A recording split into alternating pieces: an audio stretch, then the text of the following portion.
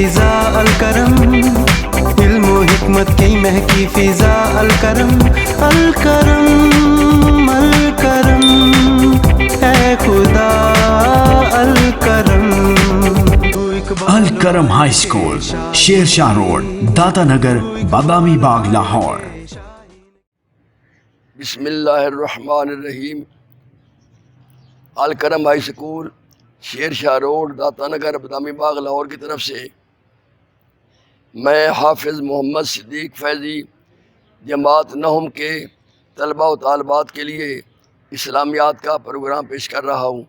عزیز طلباء و طالبات، آج کے اس پروگرام میں آپ کو جماعت نہم کا سورہ انفال کا 7واں رکوع اور آیات 49 سے لے کر 58 تک ترجمہ اور اس کی مختصر تشریح میں بیان کروں گا۔ بسم اللہ الرحمن الرحیم۔ اذ یقول المنافقون والذین فی قلوبہم مرض غر ہؤلاء دینہم ومن یتوکل علی اللہ فإن اللہ عزیز حکیم۔ اذ یقول المنافقون والذین فی قلوبہم مرض، اس وقت منافق اور کافر جن کے دلوں میں مرض تھا وہ کہتے تھے، غر ہؤلاء دینہم، ان لوگوں کو ان کے دین نے مغرور کر رکھا ہے، ومن یتوکل علی اللہ فإن اللہ عزیز حکیم، اور جو شخص خدا پر بھروسہ رکھتا ہے تو خدا غالب حکمت والا ہے۔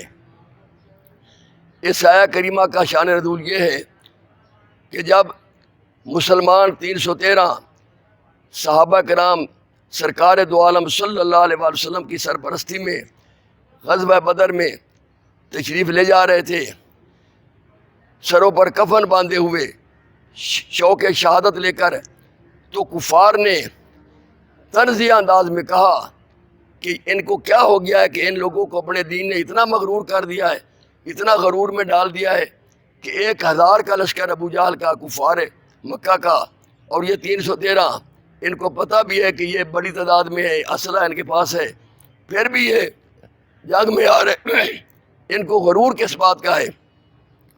تو اللہ نے جواب دیا، وَمَن يَتَوَكَّلْ عَلَى اللَّهِ، ان کو غرور نہیں، ان کو رب کی ذات پر بھروسہ ہے، اور جس کو اللہ کی ذات پر بھروسہ ہو تو اللہ تعالیٰ غالب اور اپنی حکمت عملی سے کامیاب فرماتا ہے۔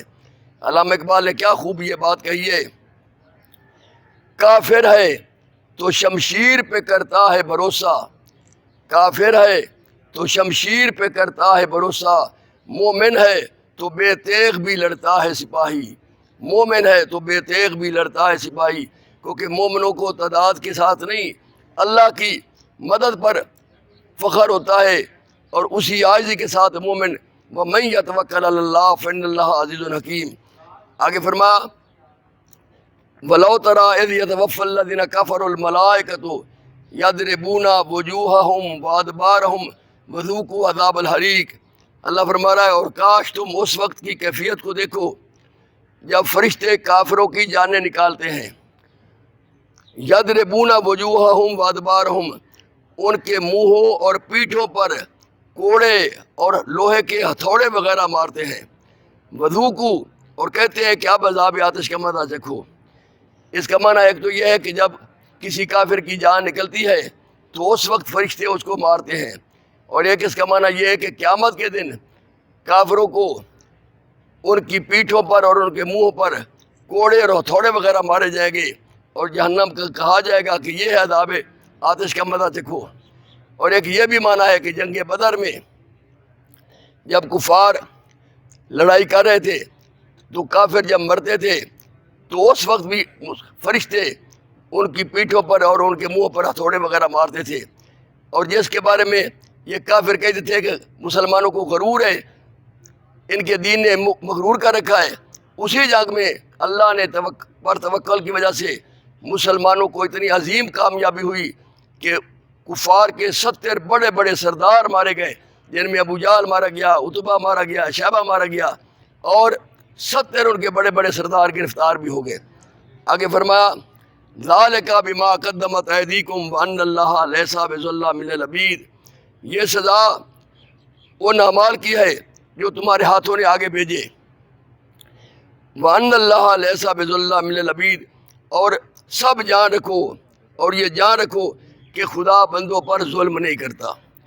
كَدَأْبِ آلِ فِرْعَوْنَ وَالَّذِينَ مِن قَبْلِهِمْ كَفَرُوا بِآيَاتِ اللَّهِ فَأَخَذَهُمُ اللَّهُ بِذُنُوبِهِمْ إِنَّ اللَّهَ قَوِيٌّ شَدِيدُ الْعِقَابِ، اور جیسا حال فرعونیوں کا اور ان سے پہلے لوگوں کا ہوا تھا ویسا ہی ان کا ہوا،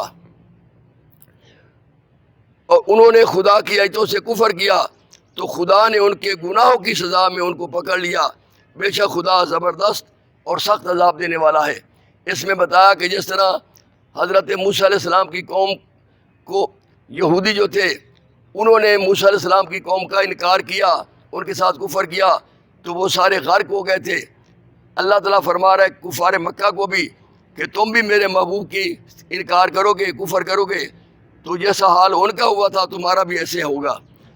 فرمایا ذالک بأن اللہ لم یکن مغیرا نعمۃ انعمها علی قوم حتی یغیروا ما بانفسہم وان اللہ سمیع علیم، یہ اس لیے کہ جو نعمت خدا کسی قوم کو دیا کرتا ہے، جو انعام دیا کرتا ہے، جب تک وہ خود اپنے دلوں کی حالت نہ بدل ڈالے خدا اسے نہیں بدلا کرتا، اور یہ اس لیے کہ خدا سنتا جانتا ہے۔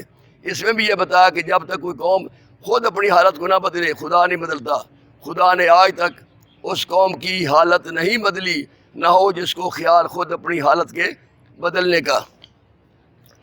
كَدَأْبِ آلِ فِرْعَوْنَ وَالَّذِينَ مِن قَبْلِهِمْ كَذَّبُوا بِآيَاتِ رَبِّهِمْ فَأَهْلَكْنَاهُمْ بِذُنُوبِهِمْ وَأَغْرَقْنَا آلَ فِرْعَوْنَ وَكُلٌّ كَانُوا ظَالِمِينَ، جیسا حال فرعونیوں اور ان سے پہلے لوگوں کا ہوا تھا ویسا ہی ان کا ہوا۔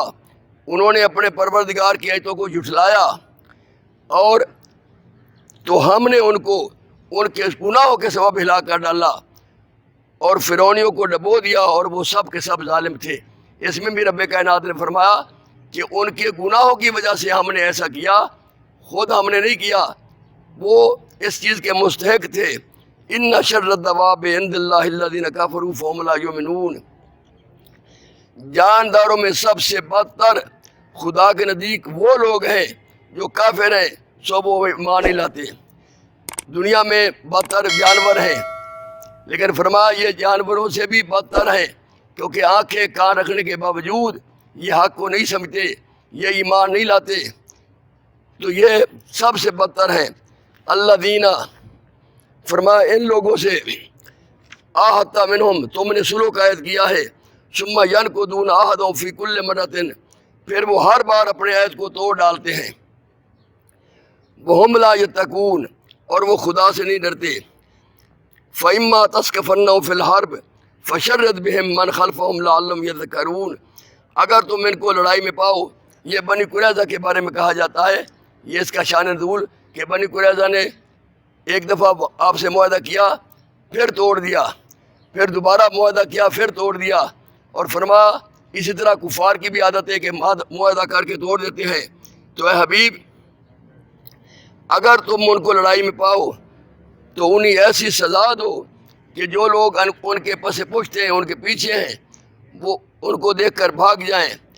لعلہم یذکرون، عجب نہیں کہ ان کو اس سے عبرت و نصیحت ہو۔